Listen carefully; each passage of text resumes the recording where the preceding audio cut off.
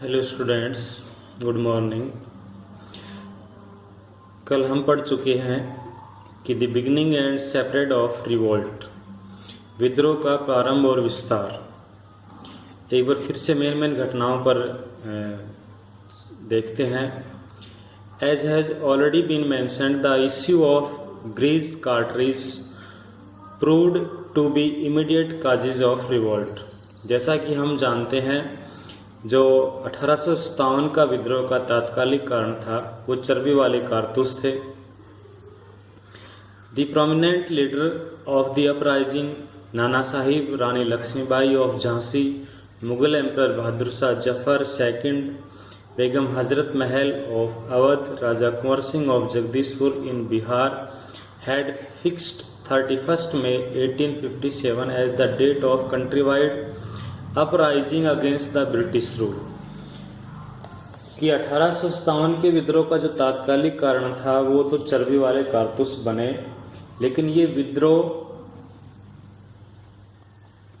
कहाँ कहाँ फैला और किन किन नेताओं ने विशेष इसमें भूमिका निभाई। हर जगह इसके कारण चर्बी वाले कारतूस ही नहीं बने, अलग अलग पर्टिकुलर जगह पे अलग अलग घटनाएं थी इसके एविडेंस के रूप में। जैसे कि इन नेताओं ने सबने मिलकर के और 31 मई 1857 की डेट निश्चित की थी country wide uprising against the British rule, यानी ब्रिटिश शासन के विरुद्ध देशव्यापी विद्रोह करने की डेट थी वो 31 मई 1857 को निश्चित की थी। But it broke out before the fix date because of the issue of grease cartridge. लेकिन यह चर्बी वाले कारतूसों के कारण समय से पहले ही फूट पड़ा और इसकी शुरुआत हुई थी। Troubles began first at Barrackpore in Bengal. Here a Brahmin soldier Mangal Pandey of 34 regiment raise the banner of revolt on March 29, 1857। कि जो मंगल पांडे नाम का सैनिक था उसने 29 मार्च 1857 को ही चर्बी वाले कारतूसों का प्रयोग करने से मना कर दिया था। उसने 2 सीनियर ऑफिसर ब्रिटिश सेना के मार दिए थे और Mangal Pandey was arrested and hanged on 8 April 1857। और मंगल पांडे को 8 अप्रैल 1857 को फांसी पर लटका दिया गया था।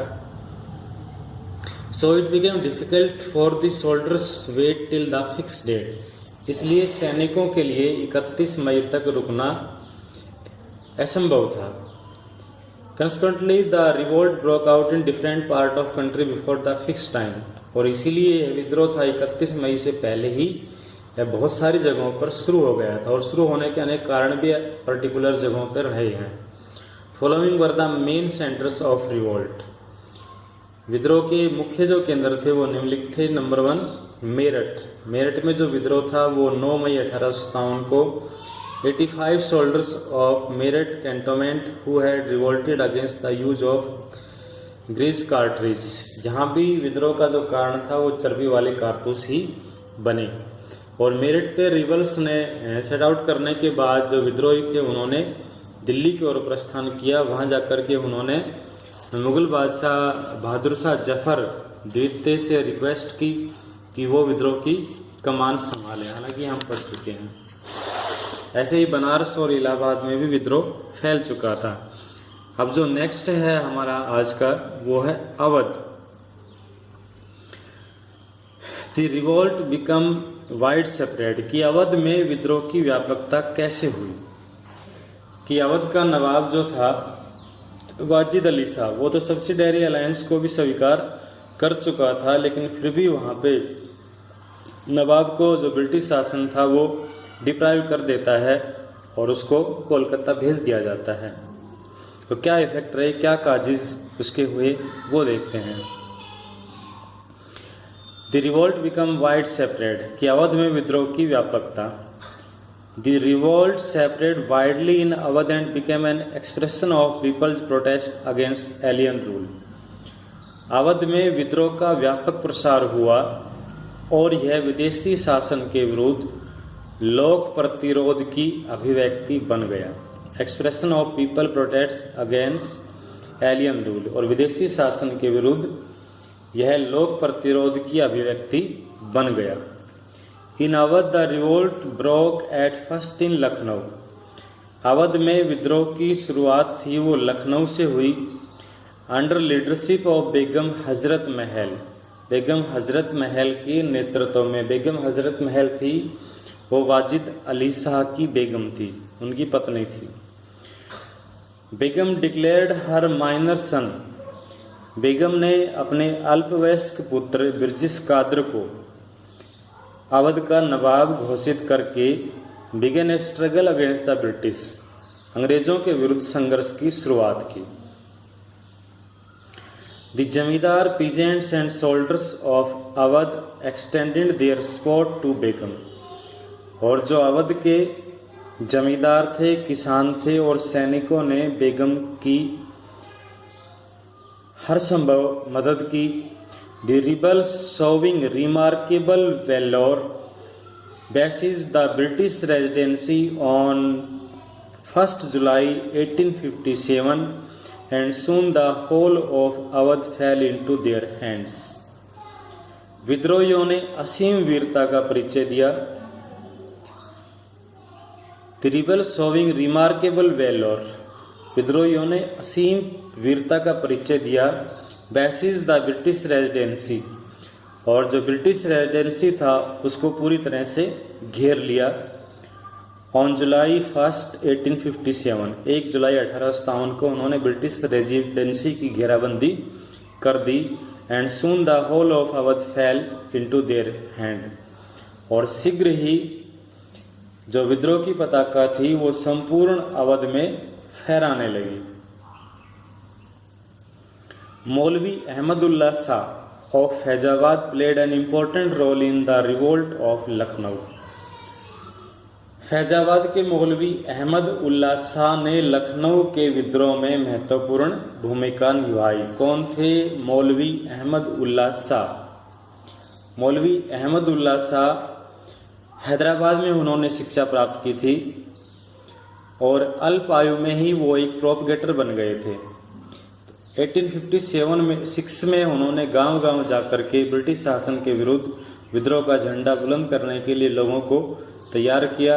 वो एक पालकी में बैठकर यात्रा करते थे, जिनके आगे आगे ढोल बजाने वाले और पीछे पीछे उनके फॉलोवर्स होते थे।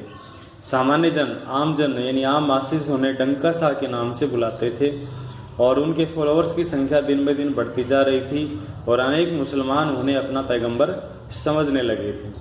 1856 में वे लखनऊ पहुंचे और पुलिस ने उन्हें शहर में उपदेश देने की अनुमति नहीं दी, उन्हें फैजाबाद जेल में डाल दिया।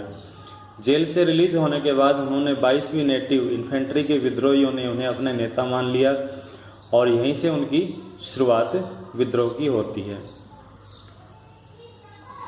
The most significant factor making the revolt so widespread in Awadh was that all the section of society, यानी अवध में विद्रोह का जो व्यापक प्रसार हो रहा था, इस क्षेत्र में ब्रिटिश शासन ने सभी को नुकसान पहुंचाया था, चाहे वो प्रिंसेस हो यानी राजकुमार हो या ताल्लुकदार हो या किसान हो या सिपाही हो, क्योंकि सिपाही भी बहुत सारे थे, वो किसानों के ही पुत्र थे। Had suffered equally at the hand of British, सभी को ब्रिटिश शासन को के हाथों यानी कि नुकसान पहुंचा था। All of them had felt the agonise caused by the establishment of British rule in Awadh, सभी ने अवध में ब्रिटिश शासन की स्थापना के परिणाम स्वरूप एक पीड़ा का अनुभव किया था। Them had felt the agonize, agonize का मतलब होता है पीड़ा, पीड़ा का अनुभव कर रहे थे। The arrival of British rule in Awadh had become a symbol of shattering of their world for all of them, सभी के लिए ब्रिटिश शासन का आगमन उनके लिए एक दुनिया की समाप्ति बन गया था। Symbol of shattering of their world for all of them, यानी उनको अपना संसार छिन्न भिन्न नजर आ रहा था। दे things they valued and loved most were getting centred before their eyes, जो चीज़ें उनको बहुत प्यारी थी, जो उनके लिए बहुत महत्व रखती थी, वो सब उनकी आंखों के सामने ही छिन भिन हो रही थी। शैटर्ड का मतलब होता है टुकड़े टुकड़े हो जाना, छिन भिन हो जाना, नज़र होती आ रही थी। It appeared that revolt of 1857 had become a source of expression of all their emotions, issues, भावनाएं, मुद्दे, ट्रेडिशन, परंपराएं एंड लॉयल्टीज, निष्ठाओं की अभिव्यक्ति बन गया। जो ये विद्रोह था ये उनकी भावनाओं, उनके मुद्दे, उनकी परंपरा और उनकी निष्ठाओं का प्रतीक बन गया था। The annexion of Awadh in Company's empire had not only deprived the Nawab of his throne, but also the Talukdar of the region of their powers. Awadh का विलय, यानी जब कंपनी ने अवध का विलय कर दिया था तो उन्होंने केवल नवाब को ही सत्ता से वंचित नहीं किया। Had not only deprived the Nawab of his throne, उन्होंने केवल नवाब को ही सत्ता से वंचित नहीं किया, but also the taluqdar of region of their power, लेकिन उन्होंने ताल्लुकदारों को भी उनकी शक्ति से वंचित कर दिया था। वेल्थ एंड इन्फ्लुएंस, ताल्लुकदारों को भी उनकी शक्ति और संपदा से वंचित कर दिया था। It is worth mentioning that the taluqdar were regarded as outstanding figures in their respective areas since long. जैसा कि हम जानते हैं कि पर्टिकुलर एरिया में ताल्लुकदारों के पास विशाल शक्ति होती थी, धन संपदा होती थी। They had their estate and forts throughout the whole countryside of Awadh. ताल्लुकदारों का चिरकाल से ही अपने क्षेत्र में महत्वपूर्ण स्थान था और अवध के संपूर्ण देहाती क्षेत्र में, कंट्री साइड का मतलब होता है देहाती क्षेत्र, देयर एस्टेट एंड फोर्ट्स, उनके किले और उनकी जागीरें थी। They exercise effective control over the land and authority of respective areas, और उनका अपने क्षेत्र में आने वाले एरिया और जमीन पर पूरा तरह से नियंत्रण होता था। They had their own forts and armed retainers before the establishment of British rule in India. Bharat में ब्रिटिश शासन की स्थापना से पहले उनके पास किले और हथियारबंद सैनिक होते थे। आर्मड रिटेनर्स, हथियारबंद सैनिक होते थे। Some big Talukdar had many as 12,000 foot soldiers.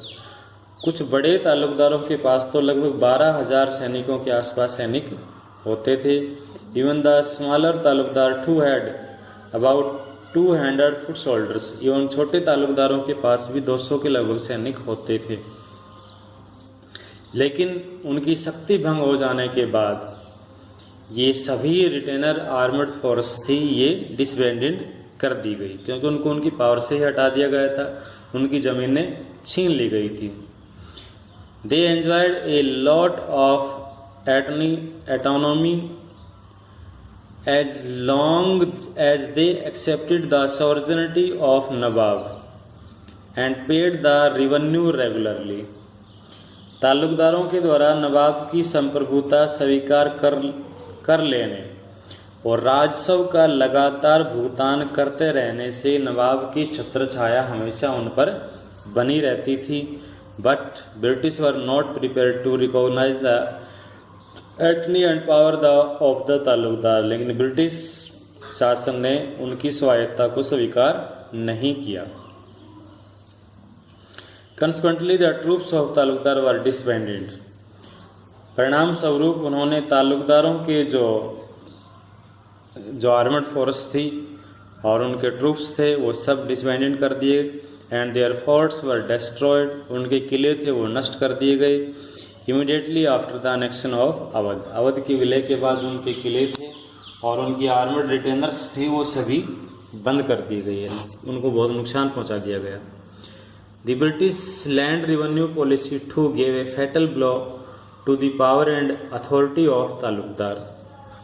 British भू राजस्व की नीति ने भी ताल्लुकदारों की शक्ति और प्रभुसत्ता पर गहरा प्रभाव डाला। The British introduce the summary settlement. अंग्रेजों ने एक मुश्त बंदोबस्त लागू किया समरी सेटलमेंट का होता है एक मुश्त बंदोबस्त of land revenue in Awadh after its annexation, यानी अवध के विलय के बाद उन्होंने वहां पे एक मुश्त बंदोबस्त लागू किया। Under this settlement the taluqdar became just इंटरलॉपर्स,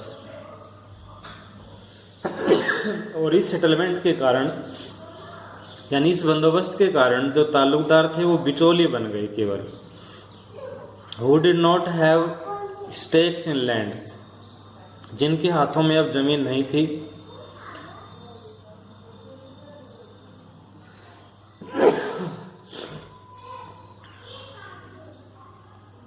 and who had brought the land under their control,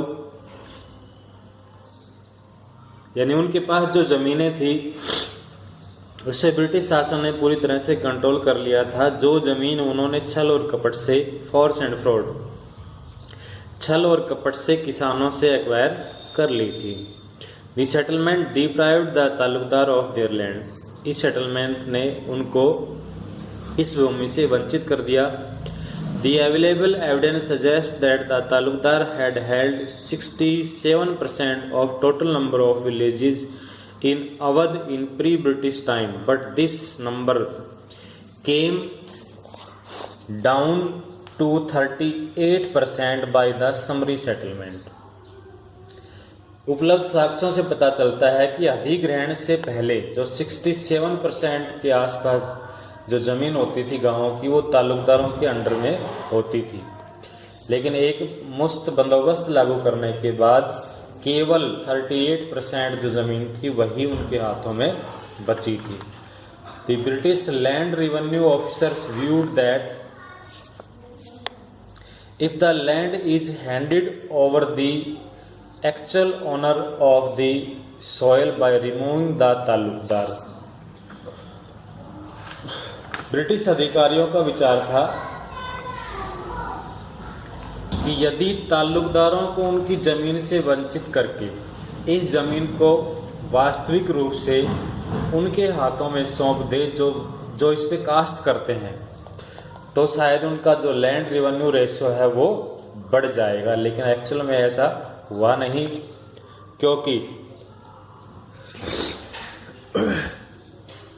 क्योंकि लैंड रेवेन्यू जो रेशियो था वो तो ऑलरेडी बहुत अधिक था। हाँ, ये बात अलग है कि it did enhance the revenue flows, यद्यपि इसने भू राजस्व को बढ़ा तो दिया for the state to some extent but did not lessen the burden of revenue on the peasants, लेकिन इससे किसानों का बोझ बिल्कुल भी कम नहीं हुआ। In fact the land revenue in the most of areas